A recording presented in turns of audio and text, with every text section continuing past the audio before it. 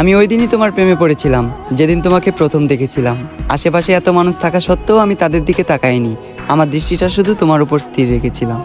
আমি যেদিন তোমাকে প্রথম দেখেছিলাম, কিছু না ভেবে তোমায় এ মনে জায়গা দিলাম এবং করে দিলাম মনের দুয়ার বন্ধ। জেদ ধরলাম আমার শুধু তোমাকে লাগবে, কারণ আমি তোমার প্রেমে অন্ধ। ধীরে ধীরে আসক্ত হয়ে গেলাম আমি তোমার প্রতি। কখনো তুমি আমায় ছেড়ে যাবে না দিয়েছিলে এমন হাজারো মিথ্যে প্রতিশ্রুতি। তবে আমি ধরতে পারিনি তোমার অভিনয়, কারণ তুমি ছিলে অভিনয়ের সেরা, নিখুঁত একজন অভিনেত্রী।